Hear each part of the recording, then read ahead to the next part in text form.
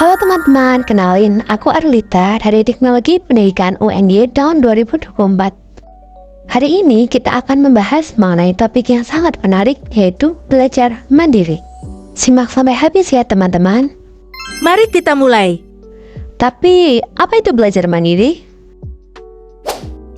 Jadi, belajar mandiri adalah proses pembelajaran di mana individu secara aktif mengambil tanggung jawab atas pendidikan mereka sendiri. Dan ini melibatkan inisiatif untuk mengidentifikasi tujuan belajar, memilih metode pembelajaran yang sesuai, dan meluncurkan kemajuan yang ingin dicapai. Yang selanjutnya ada konsep belajar mandiri.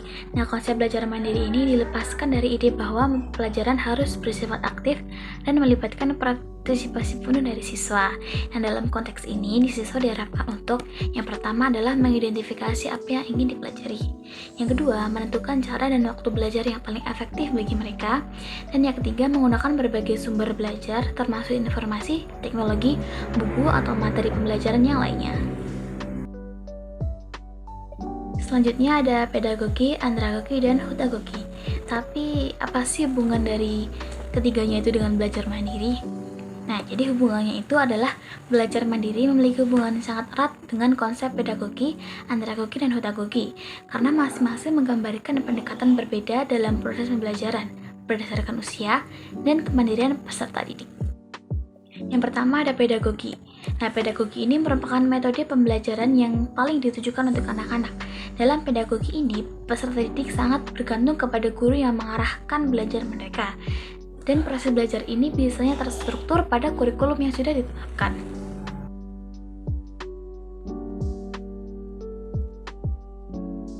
Yang selanjutnya ada andragogi. Nah, di andragogi ini dikenal sebagai mengajar orang dewasa karena seorang guru berperan sebagai fasilitator aja. Dan dalam andragogi ini, peserta didik diharapkan lebih mandiri dan aktif dalam mencari solusi atas masalah yang mereka hadapi sendiri. Pembelajarannya lebih fokus pada kebutuhan dan pengalaman peserta didik tersebut. Yang terakhir ada hudagogi. Hudagogi merupakan perkembangan dari andragogi yang tadi. Di sini yang menekankan pembelajaran adalah melalui kesalahan. Nah, dalam hudagogi, peserta didik ini memiliki kontrol penuh atas pembelajaran mereka, termasuk menentukan apa yang akan dipelajari dan bagaimana cara untuk mempelajarinya. Ini memungkinkan pembelajaran yang lebih adaptif terhadap kebutuhan seorang individu.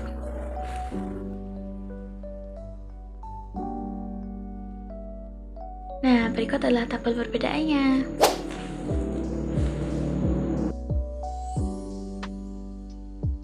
Nah, di pedagogi, andragogi, dan hudagogi ini juga bisa digambarkan dengan bentuk piramida, di mana di dasar piramida terdapat pedagogi, di mana ketergantungan pada guru sangat tinggi.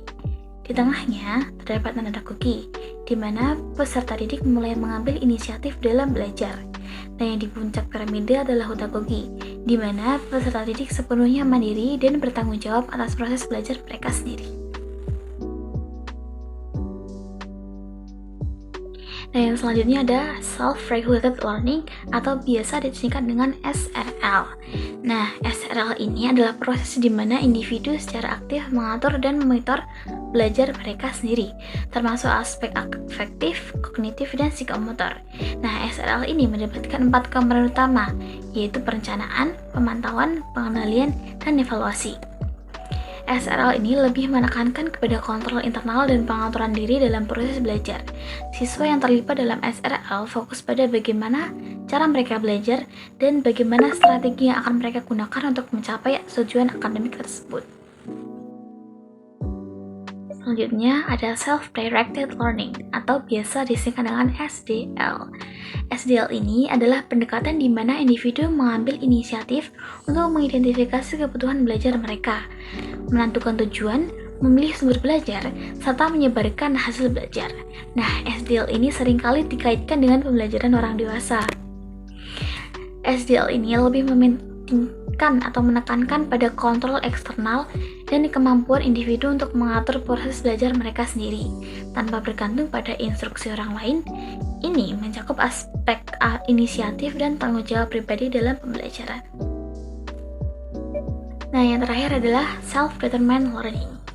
Self-determined learning ini lebih fokus pada kemampuan individu untuk menentukan tujuan belajar mereka sendiri dan memiliki kontrol kendali atas proses hasil belajar mereka. Self-determined learning ini juga bisa diartikan sebagai belajar dari pengalaman. Apa yang ingin dia pelajari lagi atau perbaiki lagi. Ini seringkali terkait dengan motivasi intrinsik dan otonomi dalam pembelajaran. Nah, self-determined learning ini menekankan pada kebebasan individu dalam memilih cara belajar dan menetapkan tujuan yang sesuai dengan minat serta nilai pribadi mereka. Ini mencakup aspek motivasi yang lebih dalam dibandingkan SRL dan SDL yang tadi. Perbedaan SRL, SDL, dan self-determined learning. Apa itu? Nah, di sini ada tabel perbandingan perbedaan SRL dan SDL serta self-determined learning. Kalau dilihat dari aspeknya, SRL ini mengatur dan mengendalikan pembelajaran sendiri. Kalau SDL mengambil inisiatif dalam menentukan pembelajaran, self-determined learning menetapkan tujuan pembelajaran secara mandiri. Untuk fokus utama, SRL berfokus pada kognitif, afektif, dan psikomotor. Kalau SDL berfokus pada kebebasan memilih materi dan metode pembelajaran. Kalau self-determined learning ini tujuan yang bermakna dan pencapaian mandiri. Untuk selanjutnya adalah peran pembelajaran. Untuk SRL, aktif dan bisa dipandu. SDL, sangat aktif dan mandiri. Untuk self-determined learning, proaktif dalam menetapkan tujuan. Untuk contohnya, SRL, contohnya membuat rencana belajar atau refleksi. Untuk SDL ini memilih topik dan sumber belajar mereka sendiri. Dan self-determined learning ini menetapkan tujuan jangka pendek dan jangka panjang. Nah, yang selanjutnya adalah motivasi sebagai konsep dasar belajar mandiri. Jadi motivasi adalah pendorong utama dalam belajar mandiri. Karena tanpa motivasi yang kuat, siswa itu cenderung kurang berinisiatif dalam proses belajar mereka. Penerapan teknik motivasi ini seperti menetapkan tujuan yang berarti dapat meningkatkan keterlibatan siswa.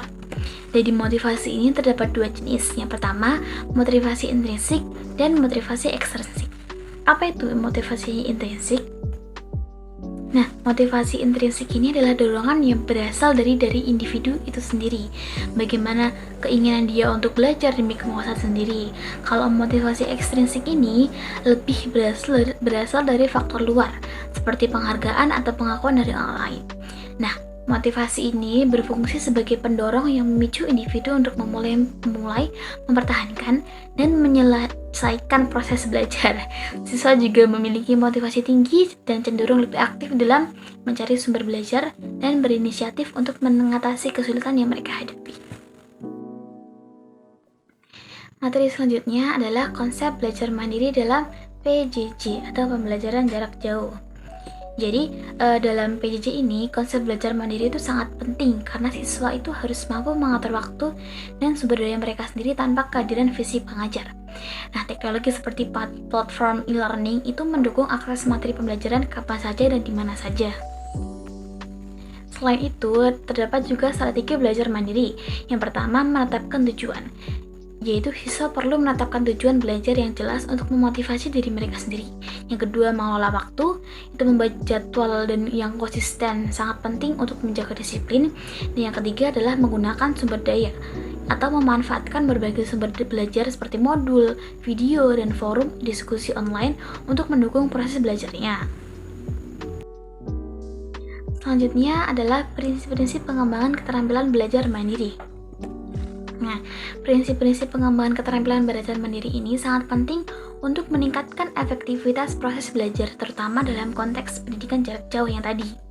Berikut adalah beberapa prinsip utama yang dapat ditetapkan. Yang pertama adalah menetapkan tujuan yang jelas. Nah, menentukan tujuan belajar yang jelas itu membantu siswa fokus pada apa yang ingin dia capai dan ini memberikan arah dan motivasi dalam proses belajar sehingga siswa lebih berkomitmen untuk mencapainya. Yang kedua adalah strategi belajar yang sesuai. Nah, siswa ini perlu menemukan strategi belajar atau metode yang paling efektif bagi mereka seperti membaca, merangkum, atau berdiskusi. Ini memilih strategi yang sesuai dengan proses belajar lebih menyenangkan dan meningkatkan pemahaman materi. Yang ketiga adalah melakukan evaluasi diri sendiri secara berkala. Nah, maksud dari secara berkala ini, siswa itu bisa mengevaluasi dirinya sendiri untuk merefleksikan kemajuan mereka, mengidentifikasi kekuatan dan kelemahan, serta menyesuaikan strategi belajar jika diperlukan lagi. Jadi untuk mengukur sejauh mana sih tingkat pemahaman diriku sendiri, seperti itu. Yang terakhir adalah membangun lingkungan belajar yang mendukung. Lingkungan belajar yang kondusif sangat penting untuk meningkatkan konsentrasi dan produktivitas. Siswa harus menciptakan suasana belajar yang nyaman, bebas dari gangguan, dan menyediakan sumber daya yang diperlukan. Nah, yang selanjutnya adalah dukungan teknologi dalam belajar mandiri. Nah, teknologi memberikan alat seperti aplikasi pembelajaran, forum diskusi online, dan sumber daya multimedia yang memungkinkan siswa untuk belajar secara mandiri dengan akses informasi yang lebih luas. Contohnya, yang pertama adalah platform e-learning. Nah, platform pembelajaran online memungkinkan siswa untuk mengakses materi pembelajaran kapan saja dan di mana saja kan. Yang kedua adalah aplikasi pembelajaran interaktif. Aplikasi yang dirancang khusus untuk pendidikan, seperti aplikasi Gamified atau membuat pembelajaran lebih menarik. Elemen permainan seperti poin dan lencana dapat memotivasi siswa untuk lebih terlibat aktif dalam proses belajar. Nah, aplikasi ini juga sering memberikan umpan balik langsung yang membantu siswa memahami kemajuan diri mereka sendiri. Nah, yang selanjutnya adalah model-model pembelajaran untuk pengembangan keterampilan belajar mandiri. Model-model pembelajaran yang mendukung pengembangan keterampilan belajar mandiri mencakup berbagai pendekatan yang dapat dirancang untuk meningkatkan kemandirian siswa dalam proses belajar. Dari pendekatan ini ada 3 model penting. Yang pertama adalah model pembelajaran berbasis proyek atau project-based learning. Yang kedua, model planned learning. Dan yang terakhir adalah model flipped classroom. Model pembelajaran berbasis proyek atau based learning. Nah, PJBL ini adalah model pembelajaran yang menggunakan proyek sebagai sarana untuk mencapai tujuan pembelajaran. Dari model pembelajaran ini juga ada manfaatnya loh. Yang pertama adalah bisa meningkatkan kemandirian siswa, terus bisa menambah keterampilan untuk berpikir kritis, dan mendorong kolaborasi dan komunikasi antara siswa. Yang kedua tadi adalah model planned learning, adalah kombinasi antara pembelajaran tatap muka dan pembelajaran online. Nah, model ini mengintegrasikan kelebihan dari kedua metode untuk menciptakan pengalaman belajar yang lebih fleksibel dan efektif. Untuk manfaatnya, itu bisa meningkatkan kemandirian siswa dengan memberikan mereka kendali lebih besar atas waktu dan cara belajar mereka sendiri. Terus juga memberikan akses ke berbagai sumber belajar. Yang ketiga adalah mendorong penggunaan teknologi dalam pembelajaran sehingga siswa lebih siap menghadapi tantangan di dunia digital. Nah, yang terakhir adalah model flipped classroom, adalah model pembelajaran di mana aktivitas pembelajar tradisional dibalik. Siswa mempelajari materi baru di rumah melalui video atau sumber belajar online, dan kemudian menggunakan waktu kelas untuk diskusi, latihan, atau proyek. Untuk manfaatnya, itu bisa meningkatkan keterlibatan siswa dalam waktu kelas karena mereka telah mempersiapkan diri sebelumnya di rumah. Nah, yang kedua adalah memberikan kesempatan bagi siswa untuk belajar secara mandiri di rumah dengan kecepatan mereka sendiri. Yang terakhir adalah memfasilitasi diskusi yang lebih mendalam dan kolaborasi antara siswa saat berada di kelas. Yang terakhir adalah instrumen pengembangan keterampilan belajar mandiri. Nah, dalam perkembangan keterampilan belajar mandiri, beberapa instrumen penting dapat digunakan untuk mengukur dan mendukung proses pembelajaran siswa. Nah, ini ada 3 instrumen utama, yaitu kuesioner, refleksi jurnal, dan rubrik penilaian. Untuk kuesioner itu biasanya terdiri dari pernyataan yang diukur dengan skala Likert, yang memungkinkan siswa untuk menilai sejauh mana mereka setuju atau tidak setuju dengan pernyataan tertentu terkait kemandirian belajar. Ini juga bisa diambil manfaatnya, yaitu memberikan informasi kuantitatif yang berguna untuk pengambilan dan analisis kebutuhan dalam peningkatan program pembelajaran. Yang kedua, membantu guru dan pendidik memahami tingkat kemandirian belajar siswa serta faktor-faktor yang mempengaruhi keterampilan tersebut. Yang kedua tadi ada jurnal refleksi. Ini adalah alat yang digunakan untuk siswa mencatat pengalaman belajar mereka secara pribadi. Nah, melalui jurnal ini, siswa itu dapat merefleksikan proses belajar, tantangan yang dihadapi, serta strategi yang digunakan. Yang terakhir adalah rubrik penilaian. Nah, rubrik penilaian ini adalah instrumen yang digunakan untuk menilai keterampilan belajar mandiri berdasarkan kriteria tertentu. Rubrik ini memberikan panduan jelas tentang apa yang akan diharapkan dari siswa dalam proses pembelajaran. Nah, sekian teman-teman pemaparan materi mengenai belajar mandiri selama 1 semester ini. Semoga ini bisa membantu teman-teman buat yang nonton video ini ya. Dan materi ini memberikan gambaran menyeluruh tentang konsep belajar mandiri serta istilah-istilah yang terkait dalam konteks pendidikan modern. Nah, dengan pemahaman ini diharapkan teman-teman bisa lebih proaktif nih dalam mengatur proses pembelajaran sendiri dan mencapai hasil yang lebih baik dalam pembelajaran. See you!